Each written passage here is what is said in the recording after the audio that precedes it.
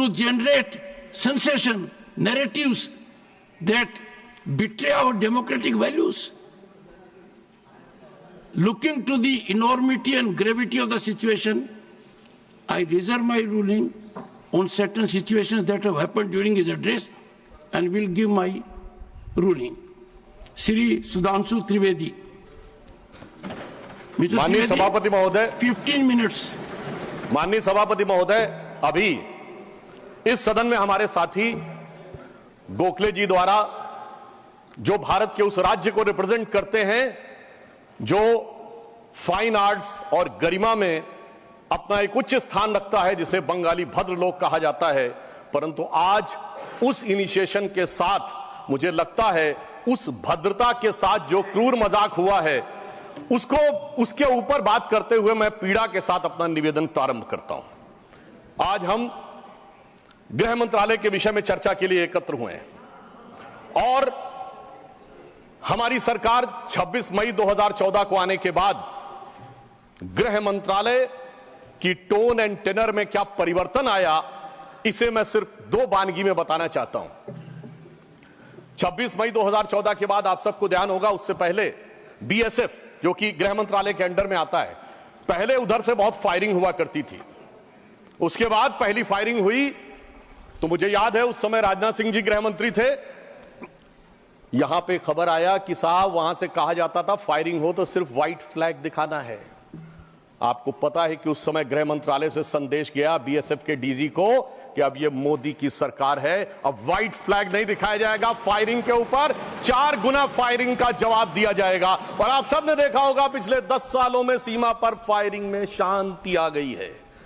दूसरा उदाहरण देना चाहता हूं, जब हमारी सरकार आई 26 मई 2014 को, उस समय अभी आईबी का उल्लेख हुआ जो गृह मंत्रालय में आती है, इंटेलिजेंस ब्यूरो, उसके चीफ श्री आसिफ इब्राहिम थे जो कांग्रेस पार्टी के शासनकाल में आईबी चीफ बने थे। वैसे तो हम किसी भी अफसर को धर्म जाति के आधार पर नहीं देखते, पर उस समय इस बात का प्रचार किया गया था कि देखिए एक मुस्लिम अधिकारी को आईबी का चीफ बनाया गया। परंतु आज तक का भारत का इतिहास है, जब कोई सरकार बदलती है तो आईबी चीफ 1 महीने से ज्यादा नहीं रहता है। परंतु श्री नरेंद्र मोदी जी की सरकार में श्री आसिफ इब्राहिम का 8 महीने का कार्यकाल था और उन्होंने उसे 8 महीने का कार्यकाल पूरा किया। याद रखना चाहिए कि मोदी जी के कार्यकाल का पहला आईबी चीफ मुस्लिम समाज से था। यह दर्शाता है कि हम समाज के वर्गों को डर पैदा करके साथ में नहीं लेना चाहते, विश्वास पैदा करके साथ में लेना चाहते हैं। आज हमारे गृह मंत्री आदरणीय अमित शाह जी गुजरात का प्रतिनिधित्व करते हैं, प्रधानमंत्री जी उत्तर प्रदेश से प्रतिनिधित्व करते हैं। सभापति जी, यह संयोग भारत के इतिहास में 3 बार बना है। पहली बार जब सरदार पटेल गुजरात से थे और पंडित नेहरू उत्तर प्रदेश से थे तो स्वतंत्रता का काल था। दूसरी बार लाल कृष्ण आडवाणी जी गृह मंत्री थे और अटल बिहारी वाजपेयी जी उत्तर प्रदेश से थे, तब भारत ने 21वीं सदी में प्रवेश किया था। आज जब अमित शाह जी गुजरात से हैं और मोदी जी यूपी से हैं, तो भारत ने अमृत काल में प्रवेश किया है। अर्थात मैं कह सकता हूं काल के कपाल पर, भारत के भाल पर कुछ तो नया होने वाला है और कुछ ना कुछ तो नया हुआ है, उसे आज समझने की जरूरत है। अब मैं बताना चाहता हूं कि गृह मंत्रालय ने इस दरमियान किस किस प्रकार से कार्य किए। मैं 3 प्रकार के कार्य बताना चाहता हूं। एक, वो कार्य जो पिछली सरकारें भी कर रही थी, वो हमने करके दिखाया। दूसरा, वो कार्य जो पिछली सरकारें कर ही नहीं सकती थी, सोच नहीं पाई, वो करके दिखाया। और तीसरे वो कार्य हैं जिसपे पिछली सरकारों ने एड़ी चोटी का जोर लगा दिया कि नहीं हो सकते, वो भी करके दिखाया। पहली श्रेणी में वो कार्य हैं, यानी मैं मानता हूं दूसरी सरकारों ने भी प्रयास किया होगा कि आतंकवाद की घटनाएं कम हो और अपराध की घटनाएं कम हो। तो मैं बताना चाहता हूं आतंकवाद की जो कुल घटनाएं जून 2004 से 14 के बीच में 7214 थी, जो 14 से 2024 के बीच में 2240 है, 69% की कमी आई है। कुल मृत्यु जो नागरिकों की और सिक्योरिटी फोर्सेस की होती थी उसमें 68% की कमी आई है। नागरिकों की जो मृत्यु होती थी उसमें 81% की कमी आई है। सिक्योरिटी कोर्सेस में जो फोर्सेस की जो मृत्यु होती थी उसमें 46% की कमी आई है। और मैं एक महत्वपूर्ण बात बताना चाहता हूं, स्टोन पेल्टिंग के इंसिडेंसेस 2010 में 2654 थे, अब 0 हैं। ऑर्गेनाइज हड़ताल 0 है, स्टोन पेल्टिंग 0 है, स्टोन पेल्टिंग में जख्मी होने वाले 0 हैं। सभापति महोदय, पत्थर पड़ने के दौर खत्म हो गया, मगर अगर किसी की अकल पे पत्थर पड़ा हो तो उसे बदला हुआ नजारा नहीं दिखाई पड़ता। इसलिए मैं कहना चाहता हूं, चश्मा उतारो फिर देखो यारो, दुनिया नई है चेहरा पुराना। महिला सुरक्षा के लिए एक अलग प्रभार बनाया गया। 2018 में इंटीग्रेटेड हेल्पलाइन बनाई गई और 181 हेल्पलाइन को राज्यों और केंद्र शासित प्रदेशों के साथ जोड़ा गया। फोरेंसिक को मजबूत करने के लिए प्रदेश में डीएनए विश्लेषण और साइबर फोरेंसिक की लैब्स बनाई गई। मॉडर्नाइजेशन करने के लिए 80 करोड़ की एक अलग मंजूरी दी गई। फोरेंसिक इकोसिस्टम को बेहतर बनाने के लिए 7 नई फोरेंसिक प्रयोगशालाएं बनाने की बात हुई, और जिसमें यूपी, बिहार, उड़ीसा, राजस्थान, छत्तीसगढ़, तमिलनाडु और केरल में, और इसके अतिरिक्त पुणे, गुवाहाटी, भोपाल और कोलकाता की लैब्स को और इंप्रूव करने का कार्य किया गया। ये वो कार्य है जो पिछली सरकारों ने सोचा नहीं था वो कर पाए। मैं उदाहरण देना चाहता हूं। एक है सीएए का उदाहरण अभी हमारे साथी ने दिया। मैं याद दिलाना चाहता हूं, इसी संसद में एक वो दौर था जब इनकी नेता ममता बनर्जी जी ने भारत के इतिहास में इकलौती बार जब चेयर के ऊपर फाइल फेंकी थी, किस बात को लेकर कि बांग्लादेशी घुसपैठियों के बारे में चर्चा करने का मौका नहीं दिया जा रहा है। और आज मैं कहना चाहूंगा, कितना बड़ा बदलाव दिखता है कि जिन लोगों ने इतना बड़ा कार्य किया था वो आज कितना पीछे हट गए। इसे कहते हैं कि वक्त के साथ इंसान कैसा बदलता है। सीए पे मैं कहना चाहूंगा, सीए गृह मंत्रालय का विषय है, नागरिकता, और ये एक संसद के द्वारा पारित कानून था, परंतु राज्य विधानसभाओं ने उसके खिलाफ प्रस्ताव पारित कर दिया। यह सरासर कानून का उल्लंघन था, सरासर संविधान का उल्लंघन था, और मैं कह सकता हूं इसके द्वारा संविधान खतरे में था।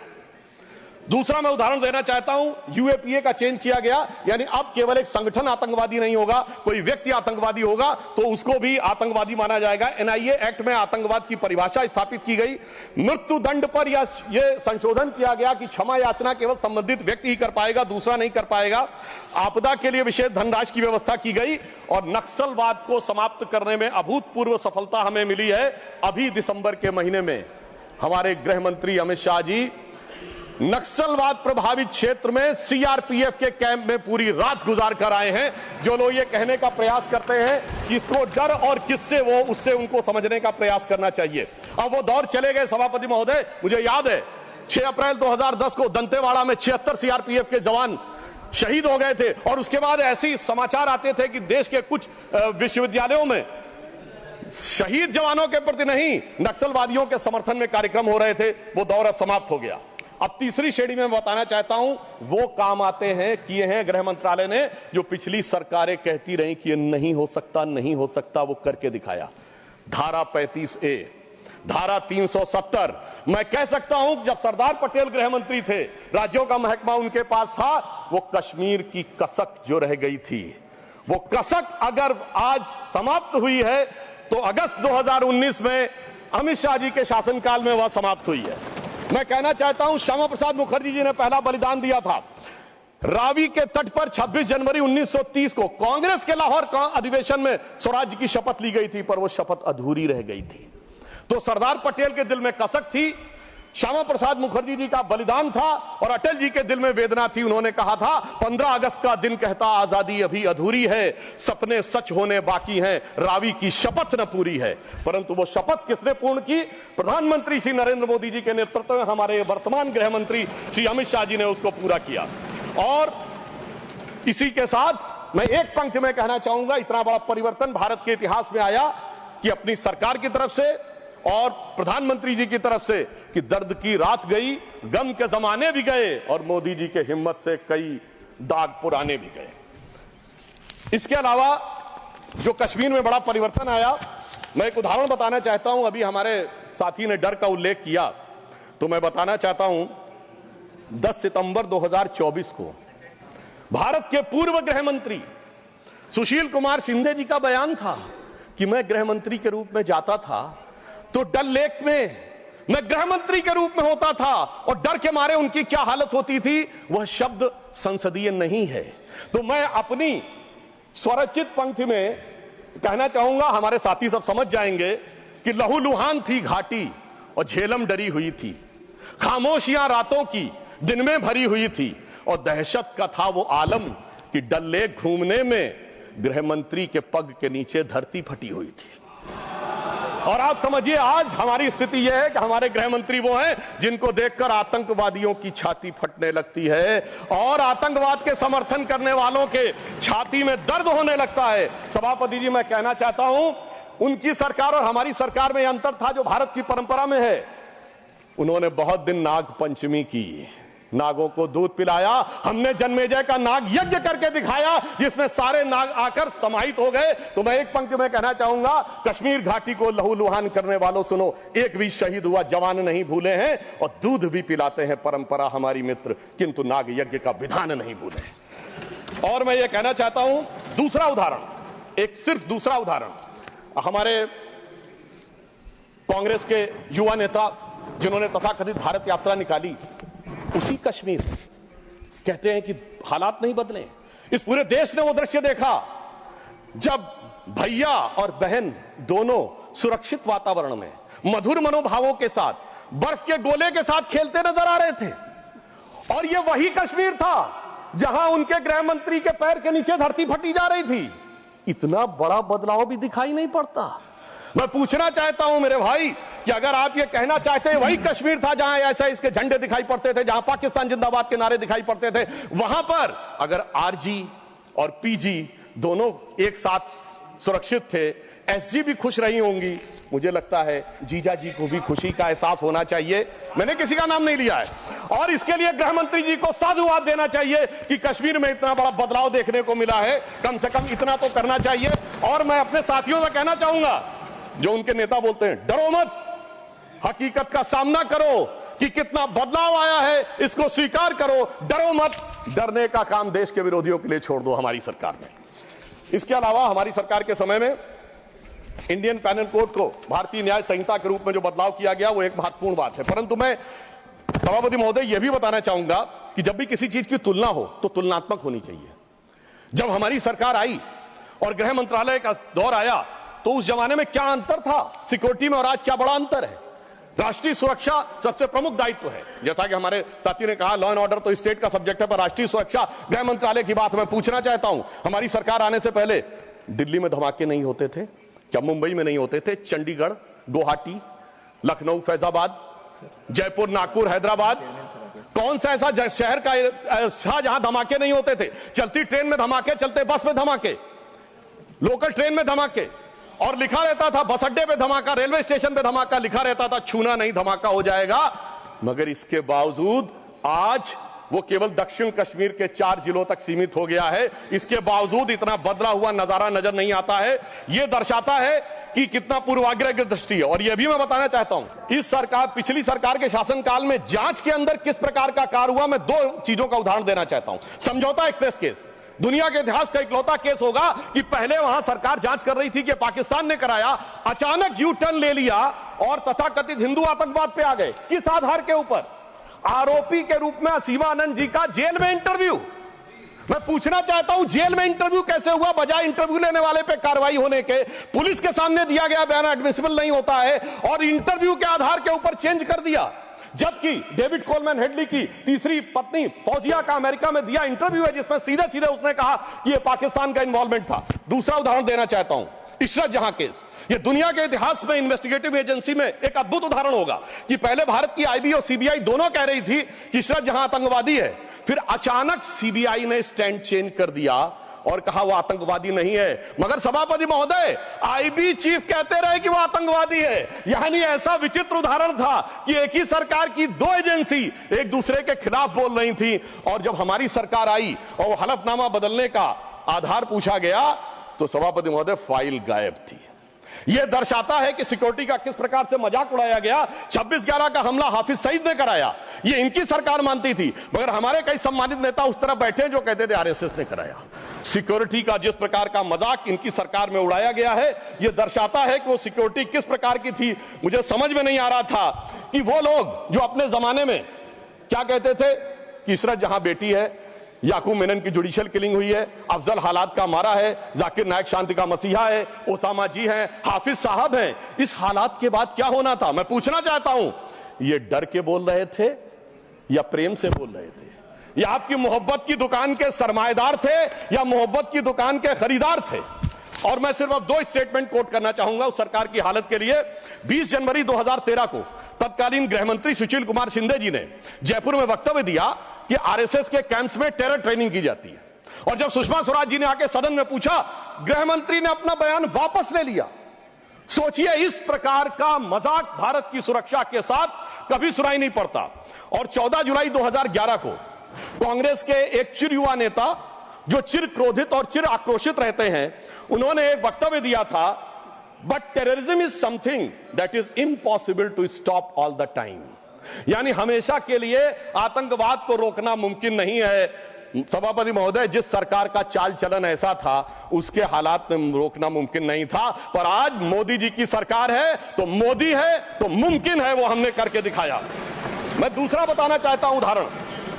एक दौर था जिस जमाने में 26/11 हमले के बाद से पहले 2007 में आंतरिक सुरक्षा के लिए नीति क्या थी? हवाना में जाके यह कहा कि पाकिस्तान आतंकवाद से पीड़ित देश है। यह भारत सरकार का ऑफिशियल स्टेटमेंट था।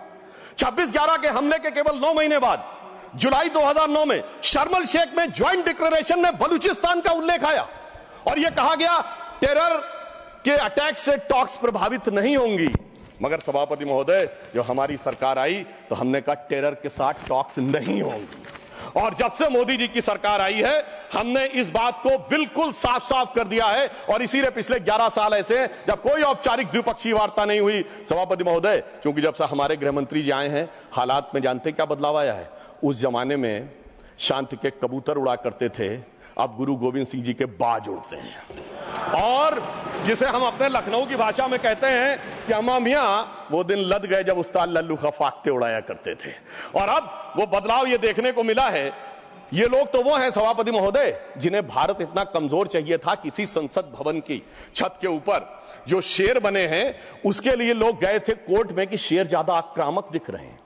यानी इन्हें शेर बिल्ली जैसे चाहिए थे, बिल्ली जैसे नहीं, भीगी बिल्ली जैसे चाहिए थे। परंतु शायद ये भूल गए कि हमारे प्रधानमंत्री जी और गृह मंत्री जी गुरु गोविंद सिंह जी से भी प्रेरणा लेते हैं, शिवाजी महाराज से भी प्रेरणा लेते हैं, महाराणा प्रताप से भी प्रेरणा लेते हैं। और उनकी तरफ से हमारी नीति के लिए कहना चाहूंगा कि मन में है धैर्य और तन में प्रचंड शौर्य, बन चंद्रगुप्त मौर्य प्रलय मचाएंगे। और महाराणा और शिवा की संतति कहाते हम शीश कट जाए भले झुकने ना पाएंगे। और बार बार छेड़िए ना भारत स्वाभिमान को, अन्यथा बाद में बहुत पछताएंगे। सौगंध मां भवानी की उठेगी ललकार जब आपके घरों पे चील कौवे मंडराएंगे। और ये आपने देखा, ये बालाकोट में भी दिखा, ये सर्जिकल स्ट्राइक में भी दिखा। और तब हमारे विरोधी क्या कहते थे? आदमी मरे थे कि कौवे मरे थे, पेड़ गिरी थी कि बिल्डिंग गिरी थी। इस प्रकार के मजाकिया बात करने वाले लोगों को मैं बताना चाहता हूं कि भारत की व्यवस्था, अभी एक विषय का उल्लेख आया हमारे साथी ने, मैं एक बात पूछना चाहता हूं। वोटर डुप्लीकेशन की बात हमारे विरोधी उठाते हैं। मैं कहना चाहता हूं, अगर वोटर डुप्लीकेशन की बात करना चाहते हो तो पहले सिटीजनशिप डुप्लीकेशन तो क्लियर कर लीजिए। क्यों नहीं एनआरसी के लिए हां बोल देते हैं, उसके बाद यह मुद्दा ही खत्म हो जाएगा। भाई, जब आप कह रहे हैं कि वोटर्स को लेकर आपके मन में संदेह है तो एक बार एनआरसी करवा दीजिए, दूध का दूध पानी का पानी। मगर सभापति महोदय, एनआरसी क्यों नहीं करानी है? उसका कारण यह है कि पिछले चुनाव में सबसे बड़ी जीत कहां पे हुई है? असम की धुबरी सीट पे कांग्रेस के नेता रकीबुल हसन 10,25,000 से जीते हैं। और असम के जो हमारे साथी यहां बैठे होंगे, धुबरी को मिनी बांग्लादेश कहा जाता है। तो इसलिए एनआरसी नहीं करानी है, मगर डुप्लीकेशन का मुद्दा उठाना है। मैं पूछना चाहता हूं जो लोग इस विषय को उठाना चाहते हैं। सर, मैंने तो बोला ही नहीं, मैंने तो सिर्फ ये तारीफ की वो जीते हैं। I have just put up the facts and nothing personal. I have said he has got the biggest. Sir, हमने तो सिर्फ एक डाटा बताया है। Sudhanshu ji, take your seat. Honourable members, एक second, 1 second. Honorable members, my very extensive ruling is there that this House, the Council of States, is well within its rights to discuss conduct of any person, including member of that House. Not, I will look into it. Look here. 1 second. 1 second. Honorable HM. मान्यवर, मैं बड़े ध्यान से माननीय सदस्य का भाषण सुन रहा था। इन्होंने कोई टिप्पणी माननीय सदन के दूसरे सदन के सदस्य के लिए नहीं की। इनका जीत का मार्जिन बताया। वो रिकॉर्ड का हिस्सा है मान्यवर, भारत के चुनाव आयोग के रिकॉर्ड का हिस्सा है। और इसमें अगर थोड़ा ऊपर नीचे होता होगा 2-5 हजार तो कल भाई लेटर देकर सुधार देना सुधांशु। नहीं, एक